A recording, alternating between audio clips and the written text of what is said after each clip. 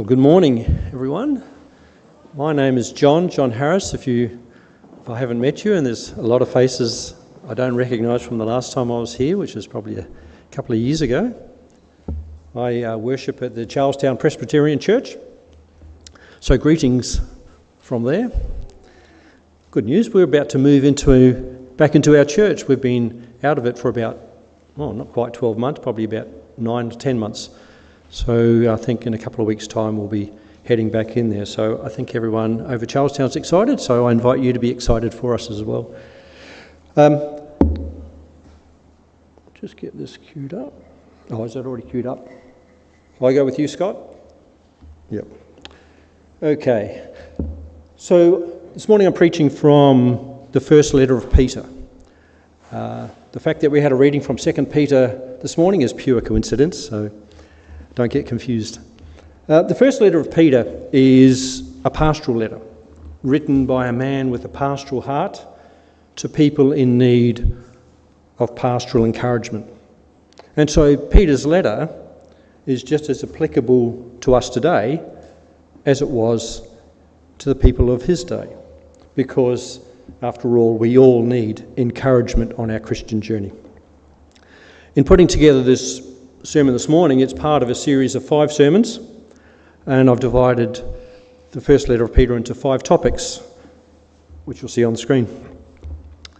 And I've called these the 5 S's of 1 Peter, which are in effect, I believe, the essence of Peter. Each of these sermons, I go through the letter in a systematic way, albeit I'm not expounding every verse of that passage, but then I finish with a story from Peter's life which illustrates, or I hope it illustrates, that topic. So before we start, let's pray. Lord God, Heavenly Father, I pray that the words of my mouth and the meditation of our hearts is pleasing and acceptable to you. Lord, give us ears to hear, minds to understand, and hearts that are willing to change according to your will and to your word. Amen. So do you know why your parents gave you the name that you have? Have you, or did you ever ask them why they called you by your name? When I was about 10, I asked my mother why I had been given my name, John. She told me that I was named after John from the Bible. Now, I wasn't surprised by this because my mother, for all her life, was a devout Catholic. And I knew, as I went to a Catholic church back then, and I went to a Catholic school and a Catholic scout group, that there were 2 main Johns mentioned in the Bible, in the New Testament. So I asked my mum which one of those I was named after. Was it John the Apostle or John the Baptist? Some of you are smiling, you can see where this is going. My mum said, she asked me, did it really matter? And I said, yes, of course it matters which one I was named after, because John the Apostle, of course, lived to a grand old age, while John the Baptist had his head cut off in the prime of his life. Now, Mum never actually told me which one I was named after, but I have deduced that I was named after John the Apostle because I am now reasonably old and I still have my head. When we read about Peter in the Bible, we need to remember that this is the name Jesus gave to him. And we read about that in John 1:40-42. One of the 2 who heard John the Baptist speak and followed Jesus was Andrew. He first found his own brother Simon and said to him, "We have found the Messiah," which means Christ. He brought him to Jesus. Jesus looked at him and said, "You are Simon, the son of John," or Jonah. "You shall be called Cephas," or Cephas, which means Peter.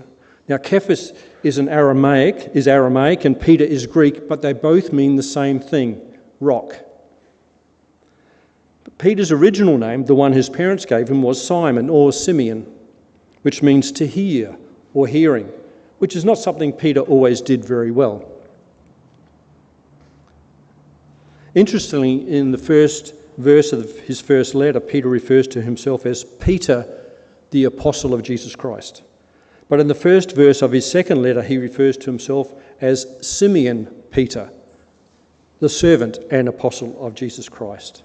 So Peter embraced the name Jesus had given him, but he also never forgot the name that his parents had given him. Both names came to mean something important to him. As Peter, he needed to be a rock for Jesus and the church, and as Simeon, he needed to hear and listen to Jesus and the Holy Spirit and to the Scriptures.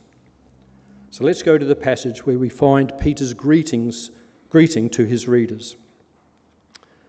1 Peter 1:1-2, Peter, an apostle of Jesus Christ, to those who are elect exiles of the dispersion in Pontus, Galatia, Cappadocia, Asia, and Bithynia, according to the foreknowledge of God the Father, in the sanctification of the Spirit, for the obedience to Jesus Christ, and for sprinkling with his blood, may grace and peace be multiplied to you.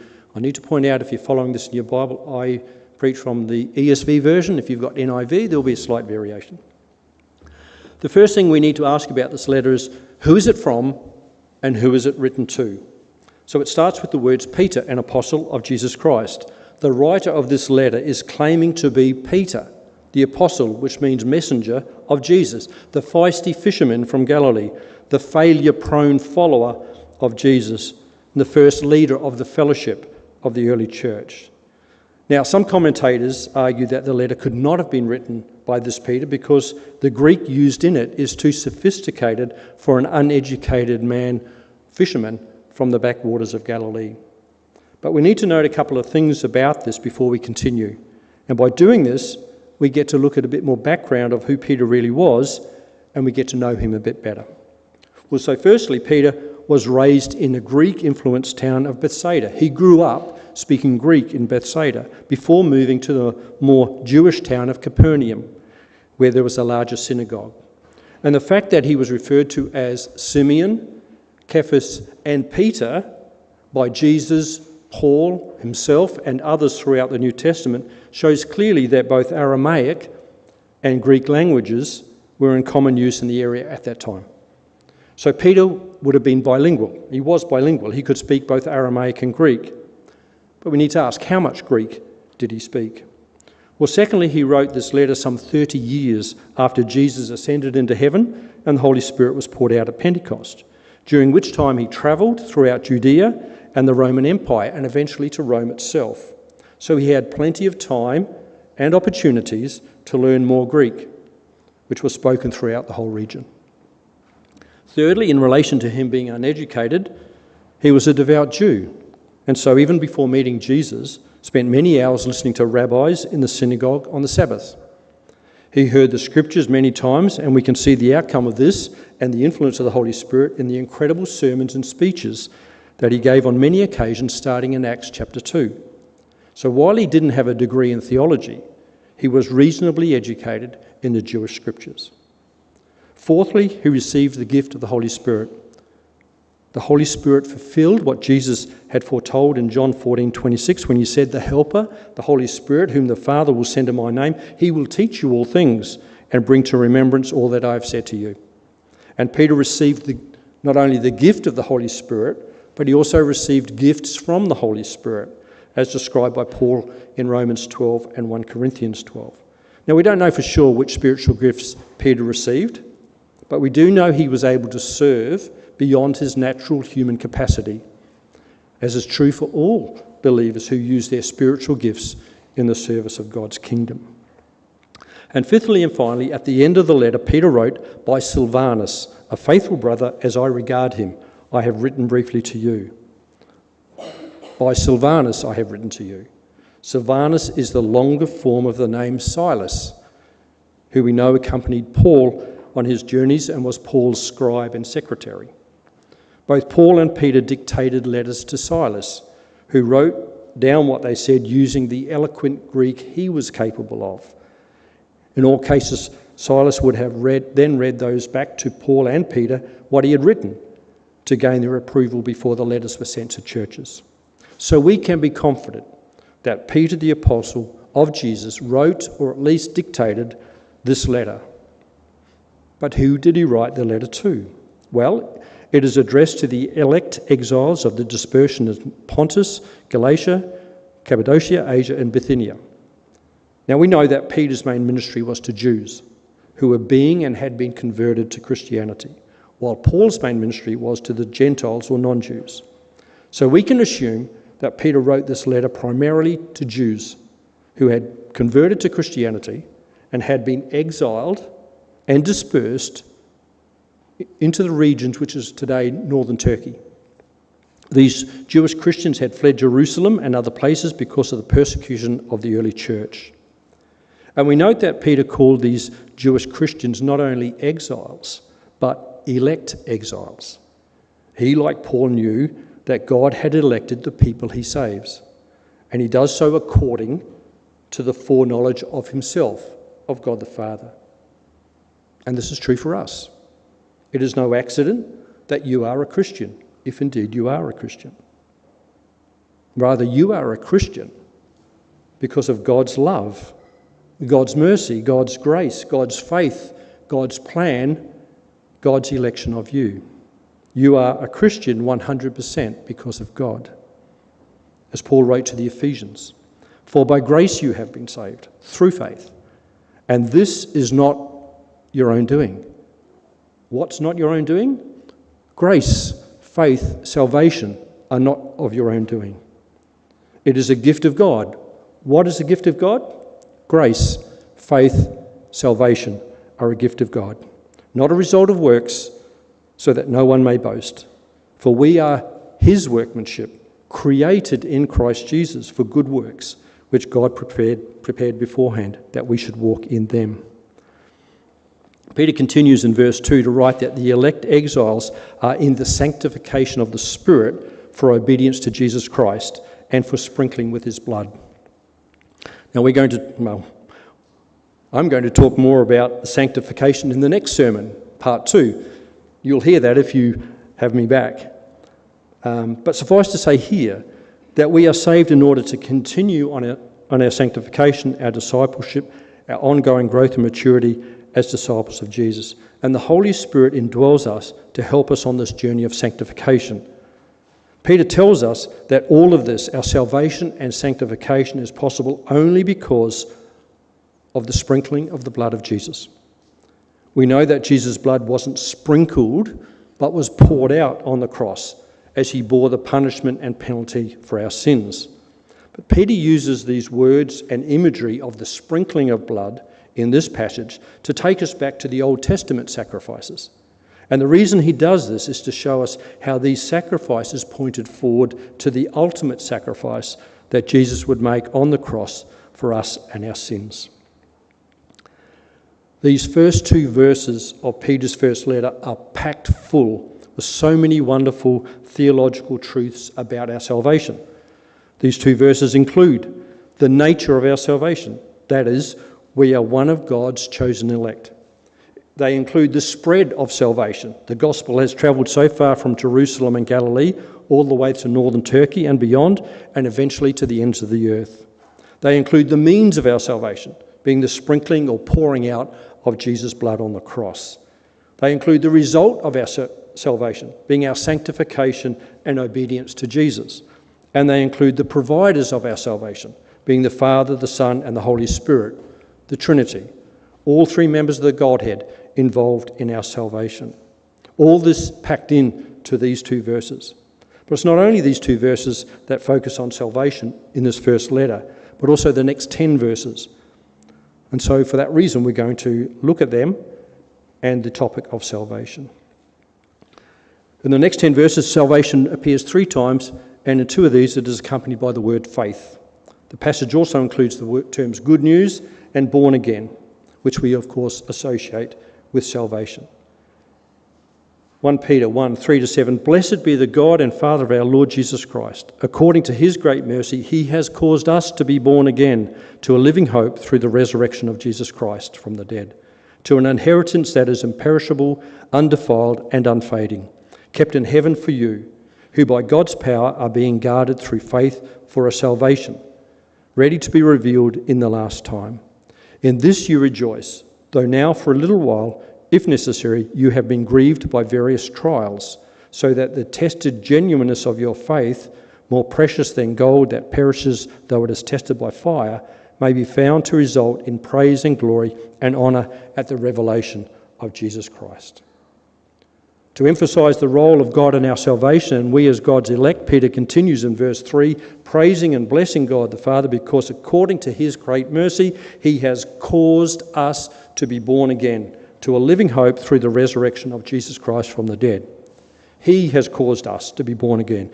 God is the provider and benefactor of the gift of salvation, and we are the recipients and beneficiaries of his gift of salvation. Peter goes on to say that this gift of salvation from God is imperishable, undefiled and unfading, kept in heaven for you. We not only have the guarantee of our salvation through election, but we have a guarantee that we will persevere in our salvation because God guards and preserves us in it. Regardless of what we have done, of what we will do, and any trials and persecutions we may face, God's gift of salvation remains imperishable, undefiled and unfading, kept in heaven for those who belong to God, the outcome being eternal life with God. Peter continues in verses 8 to 9, though you have not seen him, you love him. Though you do not now see him, you believe in him and rejoice with joy that is inexpressible and filled with glory, obtaining the outcome of your faith, the salvation of your souls.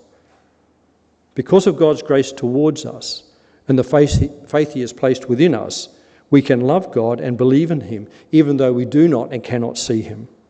And that's the essence of faith, isn't it?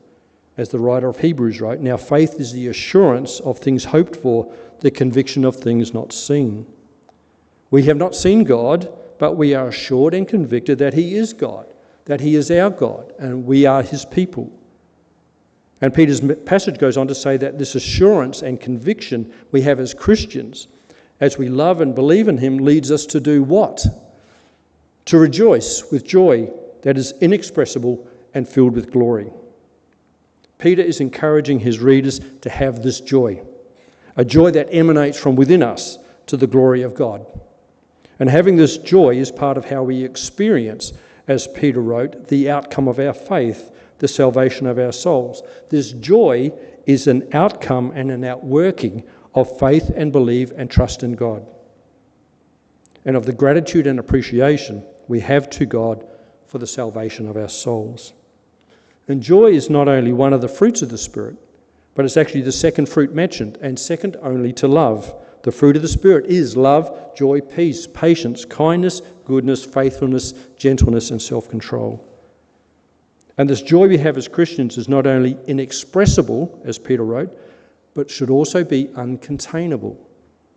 Our joy leads us to glorifying God, but note that glory isn't glory if it's kept to ourselves. Peter is encouraging us to allow our joy as Christians to flow readily from us into the world to the glory of God. And as we will see later in this letter, actually in sermon number 4, he is writing to people who are facing severe persecution because of their faith. Even so, Peter tells them to do so with joy. Peter is really only repeating what he heard Jesus say. Blessed are you when people hate you, and when they exclude you and revile you and spurn or reject your name as evil on account of the Son of Man, on account of Jesus. Rejoice in that day, and leap for joy, for behold, your reward is great in heaven. The basis of this rejoicing and joy is the knowledge and appreciation and assurance and conviction we have in the salvation of our souls. Verses 10 to 12, concerning this salvation, the prophets who prophesied about the grace that was to be yours searched and inquired carefully, inquiring what person or time or circumstances the Spirit of Christ in them was indicating when he predicted the sufferings of Christ and the subsequent glories. It was revealed to them that they were serving not themselves but you, in the things that have now been announced to you through those who preach the good news to you by the Holy Spirit sent from heaven, things into which angels long to look. In verses 10 to 12, Peter looks back in history, back to the prophets of the Old Testament. He wrote that these prophets foretold about the grace that God would pour out about the Christ who would come to suffer so that the good news of salvation could be preached and applied to the lives of people who were yet to come. These prophets were given prophecies and revelations of God's grace and his gift of salvation for those who would follow them, which of course includes us. These prophets left a legacy, but they didn't see the outcome of their faithfulness. In the same way, the apostles, like Peter, have left a legacy. They also didn't get to see the fullness of the outcome of their faithfulness. We have benefited from the legacies of the prophets and of the apostles and the thousands of faithful saints that have gone before us, which may include our parents, our teachers, our pastors, and others who have sown spiritual fruit into our lives. And Peter is encouraging the readers of his letter by looking back at the legacy of the prophets and others like them to encourage us to also leave a legacy. And by this I don't mean a material legacy that is in your last will and testament and left to those who will inherit it from you when you die. I mean a spiritual legacy, a legacy that has eternal consequences. Peter wrote that the prophets were serving those who followed. Each generation of Christians is serving the generations to come. Our legacy is the spiritual fruit that is born and multiplies in those who follow us. And this doesn't have to be and may not even be our children. It should be our children. But there are others whom we can tell the good news of the gift of salvation from God. There are others who can benefit from the joy that flows from within us, from out to the world, to the glory of God. There are others we can encourage in their sanctification, their discipleship, their ongoing spiritual growth and maturity. We need to know that if we haven't always done this, or if we've got it wrong in the past, then we still have time. And Peter is a wonderful example of how we can get things wrong and yet turn that around. So I want to illustrate from Peter's life how he got the message of salvation wrong in the early days of the church, which we read about in Galatians 2:11-14, written by Paul. I'm not going to read that, but what is all that about? Well, before James, who is the brother of Jesus and the leader of the church in Jerusalem, had sent messengers from Jerusalem to Antioch, where Peter was now living, Peter had been eating with Gentile, non-Jewish, uncircumcised Christians without restrictions in Antioch. But after the messengers arrived from James, Peter separated himself from Christians with a Gentile background and ate exclusively with Christians with a Jewish background. And his actions influenced others to follow his example.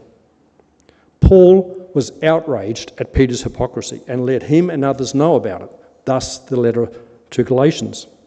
Peter was being influenced by a group within the church who were putting pressure on all Christians to follow some of the Mosaic laws relating to circumcision and the selection and preparation of certain foods. Paul, on the other hand, was advocating that these practices made no difference to salvation and that people are saved by grace through faith and not by following ceremonial laws and rituals. While Peter had acknowledged this in the past, for examples of that is his dealing with Cornelius in Acts 10 and 11, and also his speech at the Jerusalem Council in Acts 15, his actions in Antioch showed he had come under the influence of salvation by good works, of a salvation through law and legalism, in which, of course, there is no joy. But we see in his first letter that Peter had realised his error, that salvation was God's work, not his, not ours. And this salvation leads to joy, not to guilty burdens created by adherence to outdated rules and rituals and traditions. So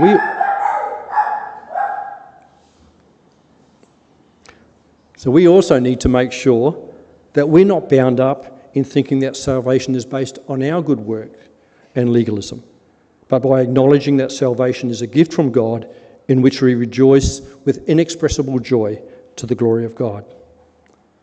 Initially, Peter got it wrong about salvation, but he learnt what true salvation means, and he went on to leave an enduring legacy to the grace and faith that God bestows on those he saves.